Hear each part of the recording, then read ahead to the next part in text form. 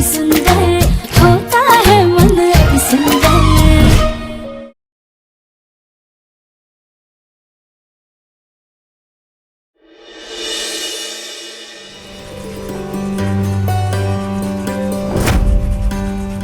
एकता बेटा, केसर और बादाम वाला दूध तैयार हो गया?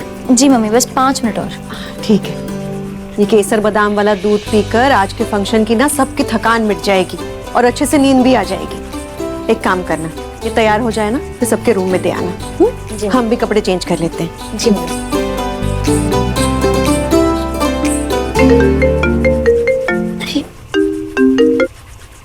हाय श्रेया। हाय एकता, तूने मैसेज किया? तुझे कुछ जरूरी बात करनी है?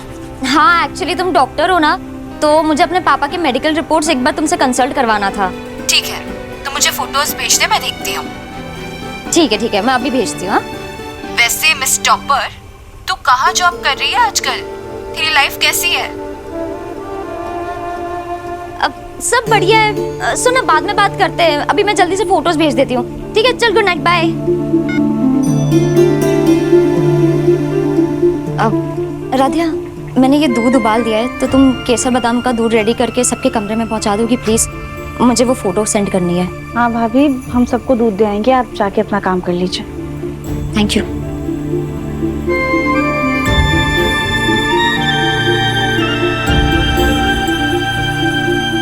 अगर मेरे पास जॉब होती ना, तो मैं इस मुश्किल समय पे अपने पापा के साथ खड़ी हो सकती थी।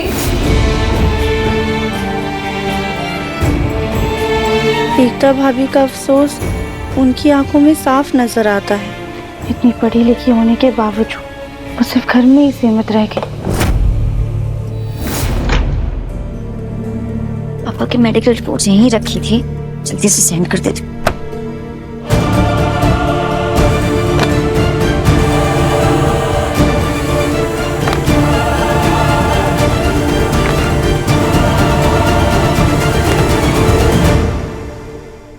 ये सब क्या है एकता? क्यों तुम बार बार ये जताती रहती हो कि इस घर में तुम्हारे साथ बहुत बुरा हो रहा है? क्यों बहाने से दिखाती रहती हो कि तुम बहुत पढ़ी लिखी हो? और तुम्हें मैंने कितनी बार समझाया एकता कि हमारे घर में बहुओं को नौकरी करने की इजाजत नहीं है।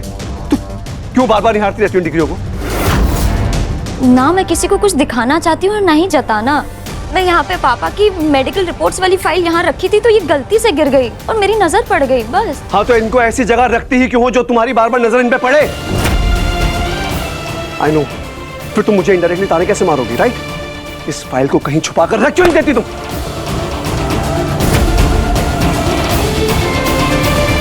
क्योंकि कई सालों की मेहनत और लगन की कमाई है ये डिग्रियां, इसलिए नहीं छुपा सकती इनको। सी एकता, आई अंडरस्टैंड, लेकिन तुम भी बहुत अच्छे से जानती हो कि इन डिग्रीज की कीमत इस घर में सिर्फ रद्दी है। तो इन्हें बार बार निहार करना खुद को तकलीफ मत दो। तुम बस घर के कामों पे ध्यान दो और बुलबुल का ध्यान रखो। That's it.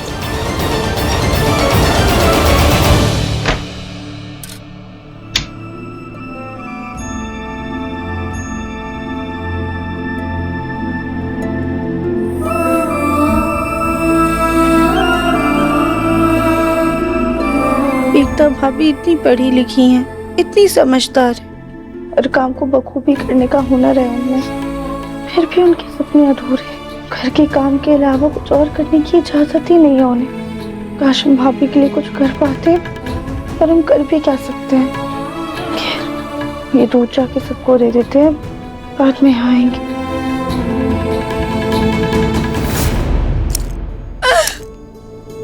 बुआ जी, क्या हुआ? आप ऐसे रो क्यों रही हैं? रो नहीं तो क्या करूं राधिया? अरे इस घर में औरत होना ही श्राप है। पर बुआ जी, हुआ क्या है? राधिया, एक बात बताओ, किस चीज की कमी है मुझ में? सुंदर हूँ, सुशील हूँ, स्मार्ट हूँ, इंटेलिजेंट हूँ, कोई कमी है? सर्वगुण संपन्न होने के बावजूद भी मेरे घर वाले मेरे लिए एक लड़का ढूंढ नहीं पाए, और जिन लोगों को मैंने पसंद किया उन्हें इंटरकास्ट कह के मना कर दिया। बताओ, इस जमाने में भी मेरे घर वाले 18वीं सदी की सोच रखते हैं। बुआ जी, आप रोइए मत, और ऐसे नहीं बोलते हैं। मैंने क्या गलत बोला बताओ? अरे मेरी छोड़ो, तुम तुम एकता के बारे में सोचो, वो बेचारी कितनी काबिल है, इतना हुनर है उसमें, लेकिन फिर भी अपना पूरा टाइम घर के कामों में झोंक देती है, जबकि उसके साथ के सारे लोग, कोई डॉक्टर है, कोई इंजीनियर है, कोई टीचर है, लेकिन एकता काम कर ही नहीं सकती। बुआ जी, अगर इस बारे में पापा जी से बात की जाए तो? उनसे बात करेगा कौन? हाँ, भैया को कौन मनाएगा? हाँ, लेकिन एक रास्ता है। अगर एकता की काबिलियत, उसका हुनर सबके सामने आ जाए ना, तो शायद सबको उस पे यकीन हो पाए।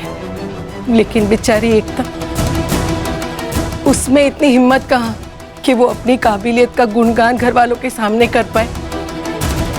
लेकिन अगर कोई उसकी काबिलियत घर वालों के आगे ले आए, तो सारे घर वालों को उस पे भरोसा हो जाएगा। बुआ जी, आप बात तो सही कह रही हैं। मैं तो हमेशा ही सही कहती हूँ राध्या, लेकिन बुआ हूँ ना, दुनिया ने बुआ का नाम तो ऐसे ही बदनाम कर रखा है। अब अगर मैं ज्यादा बोलूंगी तो लोग कहेंगे कि घर वालों के बीच लड़ाई लगवा रही है, घर में झगड़ा करवा रही है। खैर, कोई बात नहीं, तुम मेरे लिए दूध लाई, थैंक यू सो मच। लाओ दो।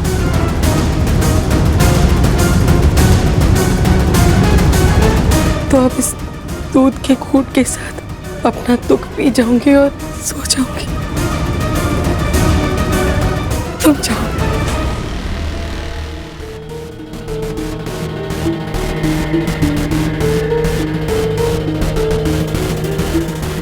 इस फाइल को कहीं छुपा कर रख क्यों नहीं देती तुम? काश हम भाभी के लिए कुछ कर पाते।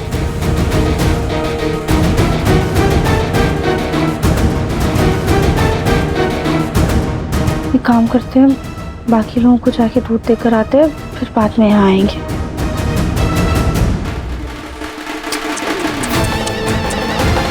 बड़ा प्यार उमड़ रहा है ना इस फूल गोभी का अपनी जेठानी पर।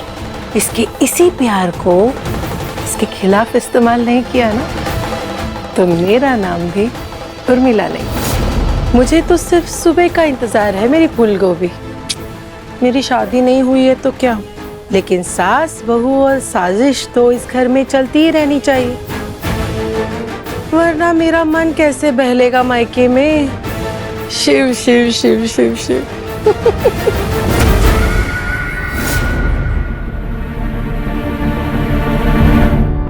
प्रथम सर तो यहाँ पर है ही नहीं, शायद अभी भी स्टडी रूम में काम ही कर रहे हैं। काम करते हैं, ये बादाम वाला दूध उन्हें वहीं जाके दे देते हैं, और साथ ही साथ एकता भाभी के बारे में भी बात कर लेंगे।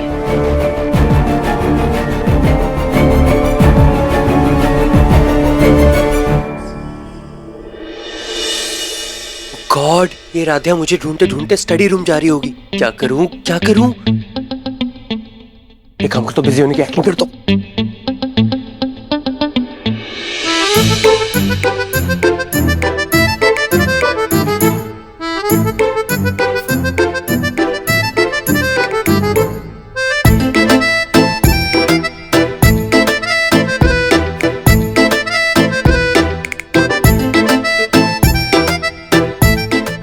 घर पे के कपड़े में एक्सरसाइज कर रहे हैं, वो भी इतनी रात में।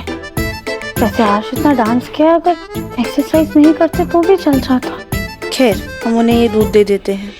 प्रथम सर, प्रथम सर, प्रथम सर सुनिए तो।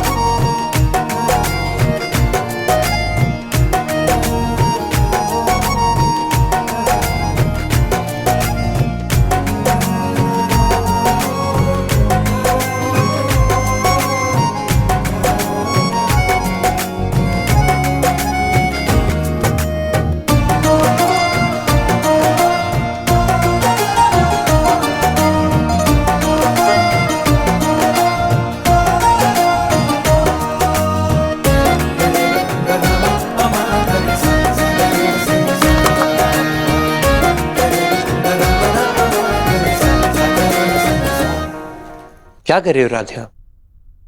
प्रथम सर, वो पता नहीं कैसे हमारा पैर फंस गया था।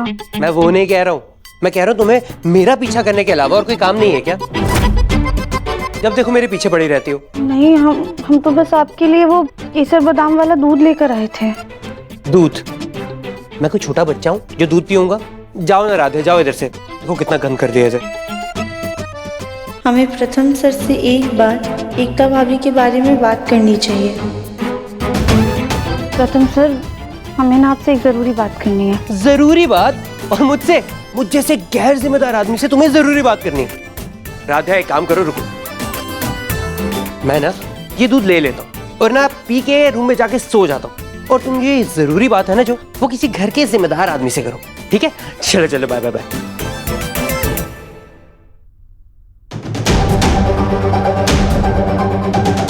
प्रथम सर भी ना हर बात को मजाक में डाल देते हैं। अब हम एकता भाभी की उलझन के बारे में किससे बात करें?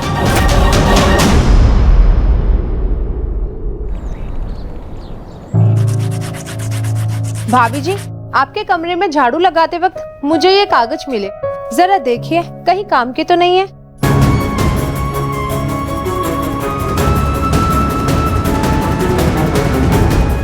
नहीं है जरूरी, और इनको मैंने ही कचरे के डब्बे में फेंका था।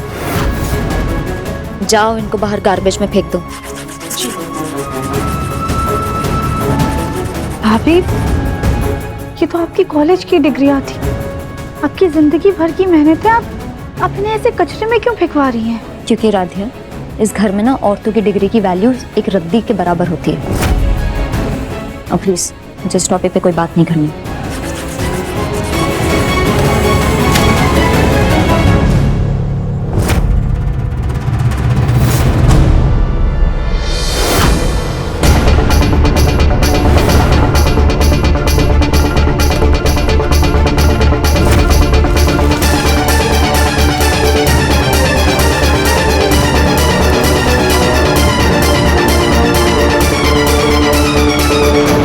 ओमकार जी, चाय। जी, हम सोच रहे थे कि 1 करोड़ रुपए तो अब मिल ही गए हैं, तो हमारी गलतफहमी की वजह से राधा के परिवार को जो भी तकलीफ हुई है उसके लिए हमें उनसे माफी मांग लेनी चाहिए। अरे माफी मांगे हमारी जुत्ती। एक मिनट पकड़िए माँ, अगर हमसे गलती हुई है तो माफी मांग लेनी चाहिए। कौन सी गलती है? कहाँ की गलती? कैसी माफी? अरे अठन्नी गायब नहीं हुई थी, 1 करोड़ चोरी हुए थे। और जो लड़का मंदिर की दान पेटी में से पैसे चुरा सकता है, उसने खजाना नहीं चुराया, इस बात का क्या भरोसा है? कान खोल करके सुन लो तुम दोनों, कोई माफी मांगने नहीं जाएगा। और रजनी, तुम जरा हमारे बेटे के कान भरना बंद करो।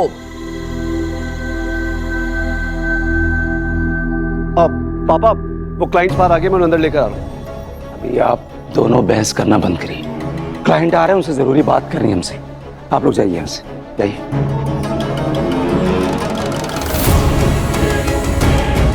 राधे, ये लो, और आप लोग अंदर जाकर जूस की तैयारी करो, हम आते हैं।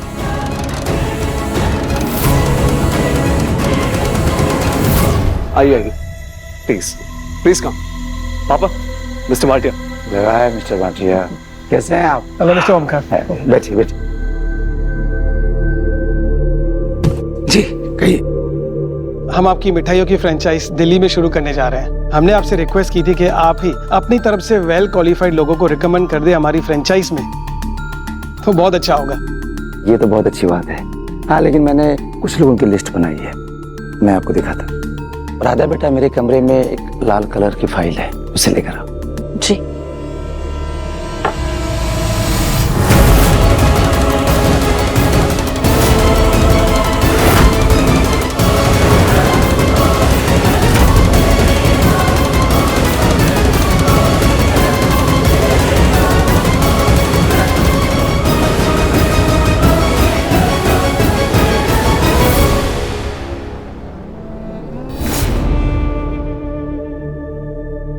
फाइल कहाँ रखी है?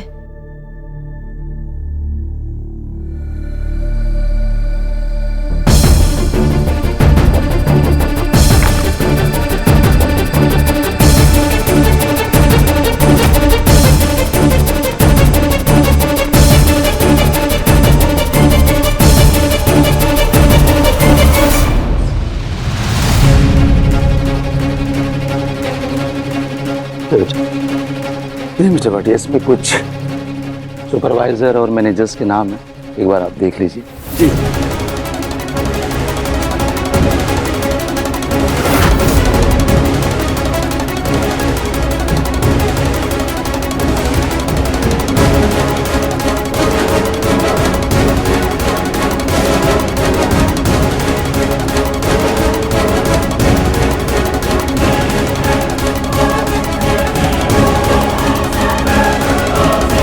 मिस्टर ओमकार, इस जॉब प्रोफाइल के लिए तो ये पर्सन काफ़ी ओवर क्वालिफाइड, और इसके बायोडेटा की जगह आपने इसकी डिग्रीज लगा रखी है, क्यों?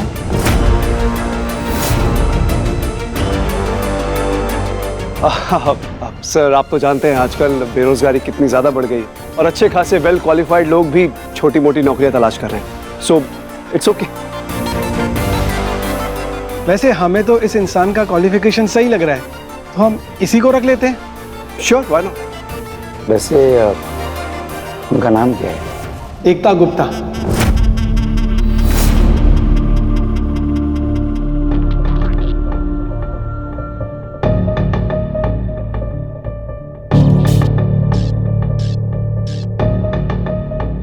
रजनी दीदी, एकता का शादी से पहले का नाम एकता गुप्ता था ना? सर, एक सिंगल फाइल दिखाएंगे प्लीज।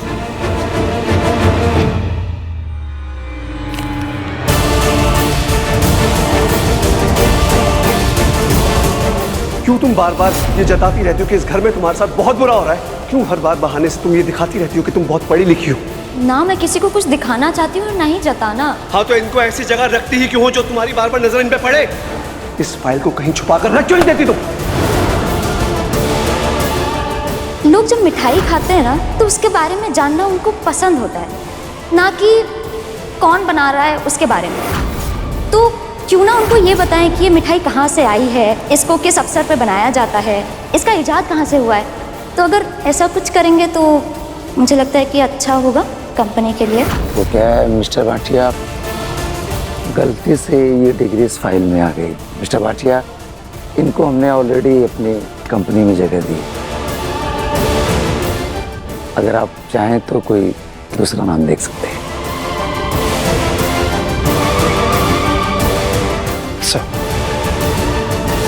ठीक है मिस्टर ओमकार, हम सारे बायोडेटास देख के आपको बता देंगे। अभी हम चलते हैं। Thank you. नमस्कार।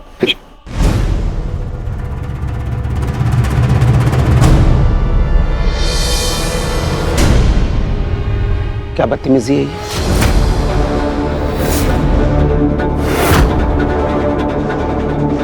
मैं पूछ रहा हूँ क्या चल रहा है, ये क्या बदतमीजी है? एकता की डिग्री फाइल में कैसे पहुंची? पापा, मुझे सच में कुछ भी नहीं पता है। इनफैक्ट मैंने कल ही एकता को समझाया था कि आप रुकिए, मैं उसे बुलाता हूं। एकता, एकता!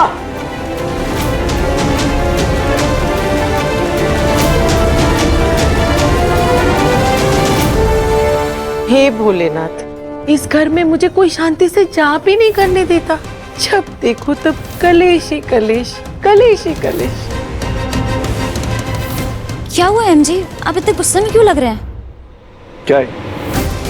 क्या है ये? तुम्हारी ये डिग्रियां क्लाइंट की फाइल में कैसे आई?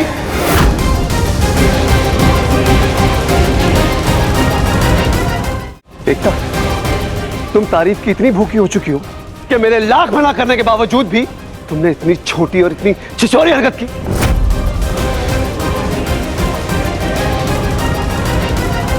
नहीं एमजी, कोई गलतफहमी हुई है। बल्कि इन डिग्रियों को तो मैंने फेंकवा दिया था कचरे में। मुझे नहीं पता ये फाइल में कैसे आ गई। वाह एकता,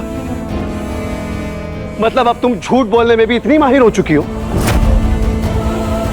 नहीं, पहले तो तुम इन डिग्रियों की पूजा किया करती थी और अब तुम इन्हें कचरे में फेंकने की बात कर रही हो।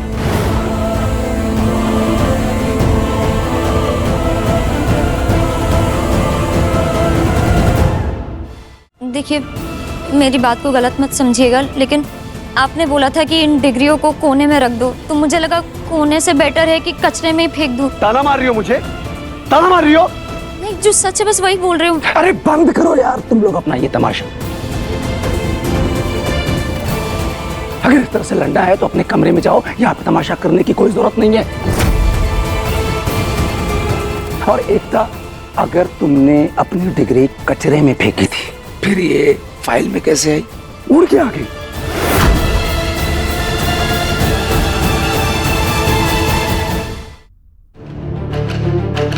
बेचारी एकता, मुझे तो इसके लिए इतना बुरा लग रहा है। बेचारी अपने लिए सिर्फ एक काम करना चाहती थी, वो भी उल्टा पड़ गया।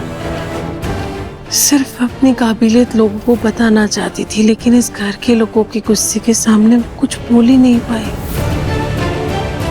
काश कोई ऐसा होता जो उसे समझा पाता, जो इसके लिए आवाज उठाता। बेचारी एकता भाभी हर वक्त चुपचाप सब कुछ सह जाती हैं। हमें कुछ करना होगा उनके लिए।